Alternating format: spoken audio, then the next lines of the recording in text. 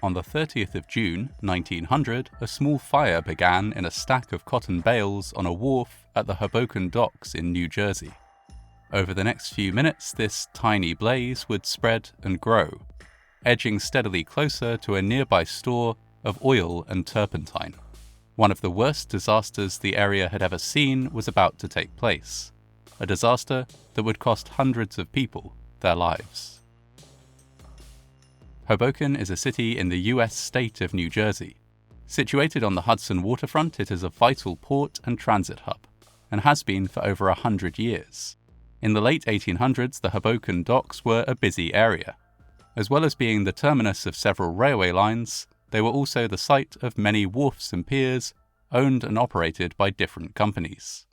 Ships would deliver and pick up huge quantities of cargo and large numbers of passengers on a daily basis.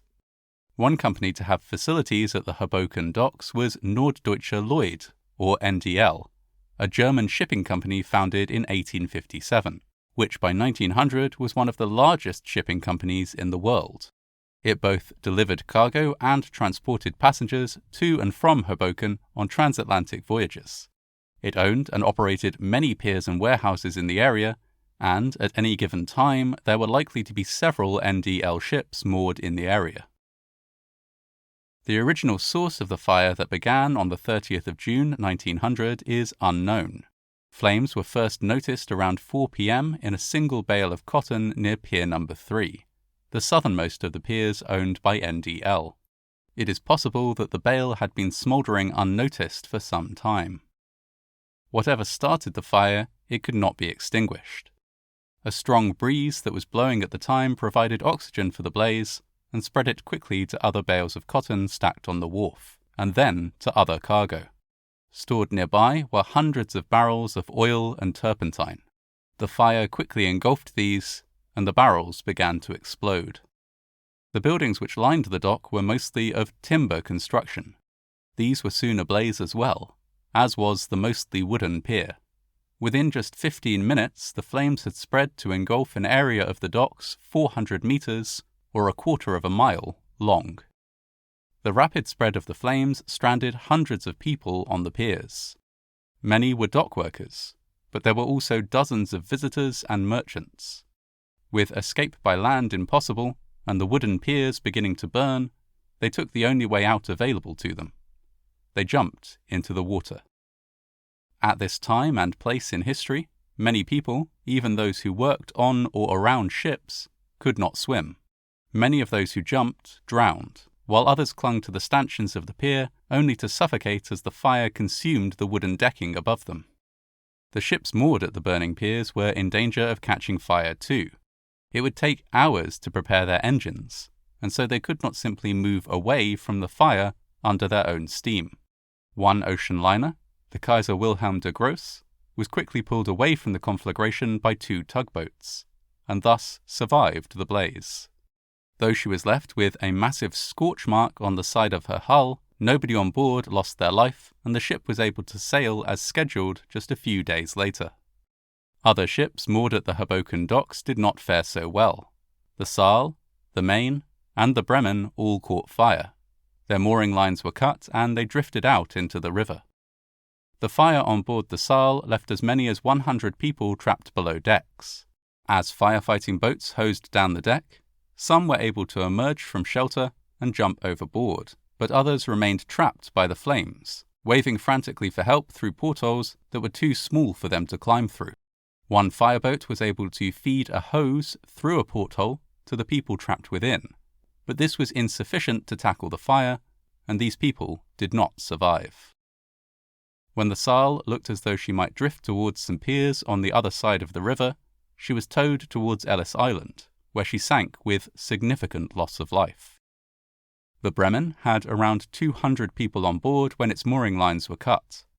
Every passenger and crew member subsequently left the vessel at some point, almost all of them by jumping overboard to take their chances in the water.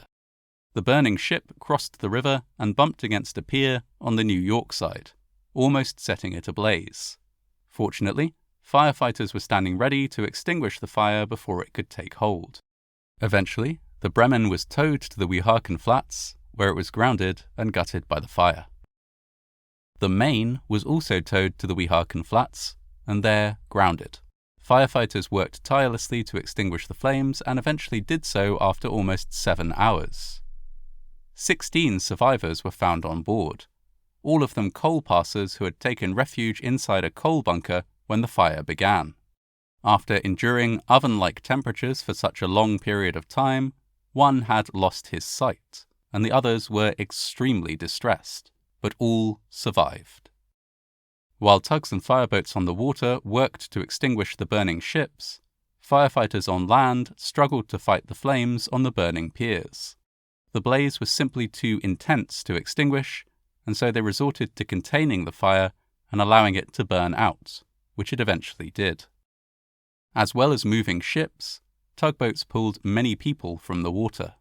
Crowds gathered on the shoreline to watch and threw lines to anyone who was able to swim close enough to be rescued. Despite these efforts, many of the people who entered the water did not survive. In total, at least 326 people were killed in this disaster. The recovery of bodies from the Hudson River over the next few days and weeks was a difficult process.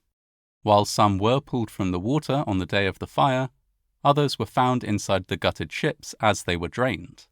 In an attempt to dislodge further bodies that might be stuck on the bed of the Hudson, dynamite was used, but this did not cause any further bodies to rise to the surface. An investigation in the aftermath of the fire was unable to establish a cause for the blaze. It was put down to carelessness, with some possible causes being a dropped match or a stray spark landing in the cotton during transit and smouldering away for hours or days before being fanned into a full-blown fire by the wind. Whatever the cause, it was recognized that the disaster could not be allowed to happen again. When the piers were rebuilt, they were constructed from steel and other less flammable materials. The design of many ships was also changed.